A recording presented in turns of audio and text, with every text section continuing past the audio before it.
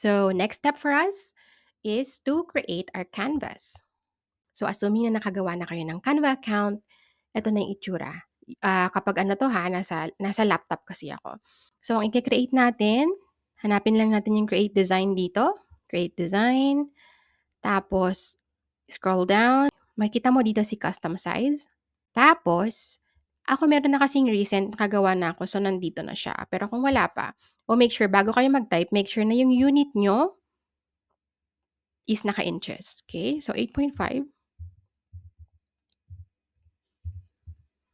Yan, 8.5 by 8.5 inches and create new design.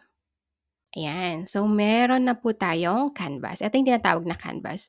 Puwede natin 'to sigurong lagyan ng dino title siya, Dino Square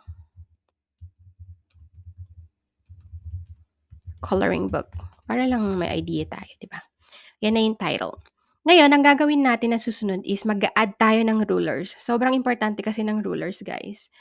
Kasi yun yung magiging guide natin, okay? So, munta tayo kay File, Settings. Actually, naka-show na yung rulers sa'kin. Ito na yung tinatawag na ruler, right?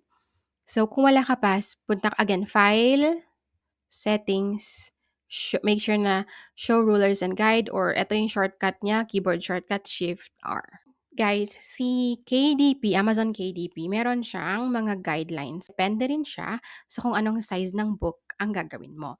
Ang gagawin natin is 8.5 by 8.5. So, ang margin nun is itong sa taas, itong sa baba at sa side. Sa side na to is 0.50. Pero dito sa part na to, 0.75. Bakit kaya siya ganun? Kasi dito sa side na to, dito yung part na binding ng book. Itong part na 'to, dito nila iba-bind yung book. So, kapag pare-pareho na 0.5 yung nilagay mo dito, later yung alignment hindi naka-center yung mga elements mo. Kumbaga, mas naipit siya dito sa gilid. So, lalagyan lang natin ng konting room for the binding. That's the reason why 0.75 yung margin dapat dito. And bakit may mga margin-margin pa? Kasi nga, 'pag gumawa sila ng book, iti-trim pa nila yun.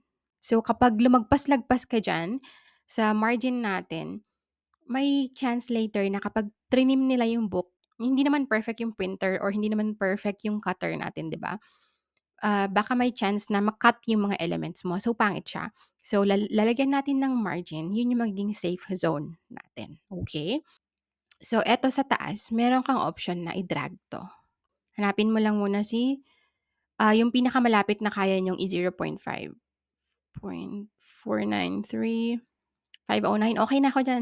0.509. Kasi hindi naman lalagpas yung mga elements ko diyan, sure ako. So, 'yan yung sa taas. Ngayon, ito naman yung sa side, ito naman yung ida-drag natin, yung ruler dito. 'Yan, i-drag mo lang siya ganyan, tapos itong side daw is 0.75. Bibigyan ko naman kayo ng template guys, huwag kayong mag-alala.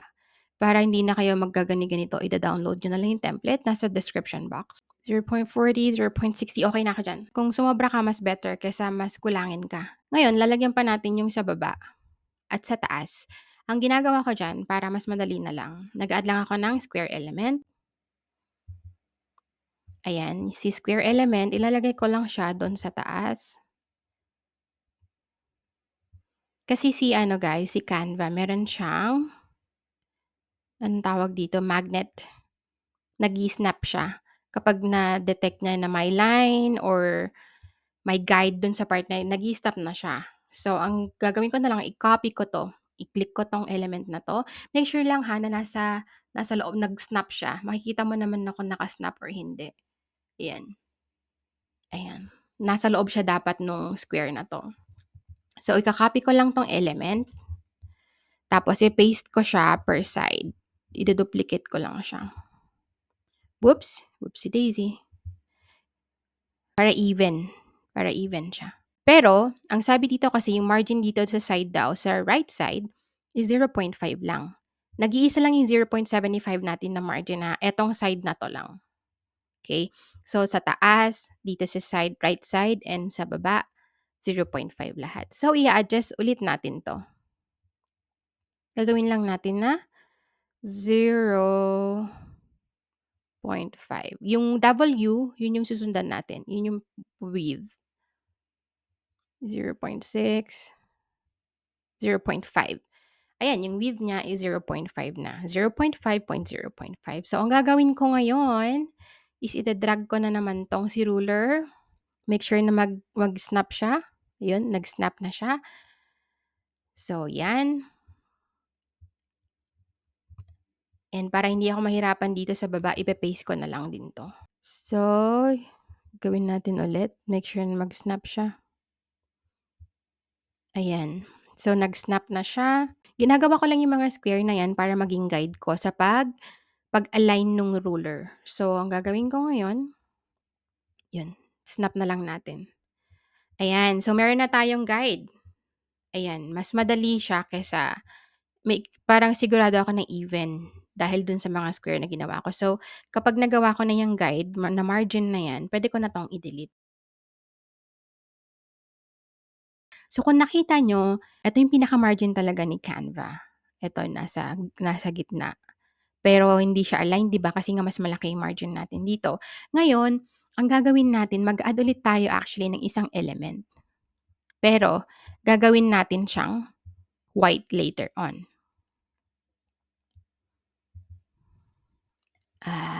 Okay. Ayan, make sure lang na mag-snap siya. Gagawin ko siyang white later on kasi bakit ko siya lalagyan? Kasi kunwari mag-add tayo ng isang element dito. Let's say for example lang, wala 'tong si ano natin, wala 'tong si guide natin. Wala yung orange. Ngayon 'pag gusto kong i-center 'to, nakikita niyo yung lines? Nag-i-snap siya. Parang magnet, naka-on yung magnet niyan ta's nag-i-snap din siya, 'di ba? Ayan, para maalam ko kung nasa center na yung element ko. However, ang fina-follow kasi nitong guide na 'to is yung mismong canvas natin. So, nadi-disregard ngayon 'tong mga rulers na ginawa natin. So, ang gagawin ko, nilagay natin yung additional guide on top na gagawin nating white later para hindi siya kita. Tingnan natin kung anong mangyayari. Dito lang tayo sa layers. Ibaba lang natin 'to. Okay, ngayon, kapag tinry ko na 'tong i-center, yung line hindi siya straight line, kumbaga dotted or ano bang tawag diyan, parang parang dotted line siya. Pero that's okay. That's the indication na naka-center siya following etong guide na nilagay ko. Center siya sa loob ng margins na ginawa natin. So, tignan natin kung talagang center siya, ime-measure ulit natin. Ayun pala guys, para hindi niyo namo-move 'tong mga rulers, meron din tayong option dito. Punta ka kay settings, tapos lock guides. Magla-lock 'yan, hindi mo na 'yan magagalaw kahit anong gawin mo. Ito, 'tong ruler. Umpisa pa lang i-lock na natin agad siya. Ngayon, tignan natin, try natin i-measure kung nasa center na nga ba talaga yung element natin. Ganyan daw, dapat even siya. Ayan, even na siya. Nakikita niyo yung ano natin, yung item natin, nakasagad siya dito, nakasagad din siya dito. Pero kanina kung ang follow natin is yung mismong, canvas, kung hindi natin ilalagay 'tong item na 'to, hindi siya even, hindi siya nakasagad dito, 'di ba? So, hindi siya center. Okay, so yun lang naman yung reason kung bakit natin ilalagay yung guide dito sa gitna. Pero gagawin natin siyang white para hindi siya sagabal. Okay? So, mag-add kayo. Again, i-recap natin ang gagawin natin. Delete natin 'to. Kapag na-lock na natin yung mga rulers na ginawa natin, mag-add lang tayo ng punta ka sa Elements tab. Mag-add ka lang ng search natin square. Piliin mo yung pinakaunang square na lalabas. It doesn't matter kung ano yung kulay niya. Mas okay nga kung may kulay para makita mo siya kung naisagad na ba natin, 'yan. So, nasa loob na siya ng mga margins natin. Ngayon, gawin natin yung color is white or puwede ring no color, that should be fine. Merong element dito pero no color siya. Ngayon ang gagawin natin, ila-lock na rin natin 'to, i-click lang natin 'yan, makikita mo dun yung lock position only. Kita mo yung padlock na 'yan, lock mo na. Sa phone, tignan natin kung anong itsura kapag nasa phone tayo, ha. Kapag kunwari nasa phone ka na, eto yung itsura niya. Paano ba mag-lock? I-click mo lang yung element tapos, dito sa tatlong dots na 'to, three dots, and then lock position only or puwede mong i-lock kasi wala naman tayong gagawin sa kanya, i-lock na lang natin.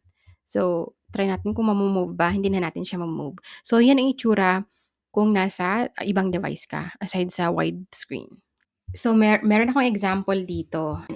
Lalagay ko na lang yung link sa description box. Since ang gagawin natin is no bleed, eto no bleed, meron na dito yung mga guidelines. Ano dapat yung size, ilang pages yung minimum. So, nandito tayo kay no bleed, 8.5 by 8.5 inch, 24, at least 24 pages ang ano, ang gagawin natin dapat. So, kung 24 pages, kung meron kang 12 na coloring pages na merong laman ha, nakukulayan talaga. Kung ko-convert natin siya kay Canva, ang bilang ng canvas mo is 24. So, ang laman lang na ilalagay natin dun sa 24, ang meron lang laman dun is 12. Dun hindi pa kasali yung ano, hindi pa kasali yung extra pages mo na warning saka yung this coloring book belongs to. Para hindi tayo malito, ito yung coloring book natin. Tapos, meron tayong extra page na this coloring book belongs to. Okay, so this part is already one page. Kumbaga, page 1 na to. And the back of this part, itong part na to, is page 2. Okay? This is page 3. Ngayon, page 3 naman susunod. Nahigets nyo ba yung counting ng pages? So, hindi ibig sabihin na page 1, page 2, page 3. No, back to back siya. Pero yung gagawin kasi natin na coloring book is hindi siya back to back. The reason why is that kapag nagkulay ka kasi, lalo na kapag gumamit ka ng yung mga markers na nagbi-bleed sa likod, masisira yung item mo dito sa likod. Nakikita niyo yung mark dito? Yan. Masisira yung item mo, yung element mo dito. So, hindi naman fun na mag-color ka ng element na meron ng bleed sa likod. So, ang gagawin natin, bawat isang page na ganito, isang page lang yung merong coloring elements. Okay? So, next page na naman tayo, dito na naman siya. Hindi natin lalagyan yung likod.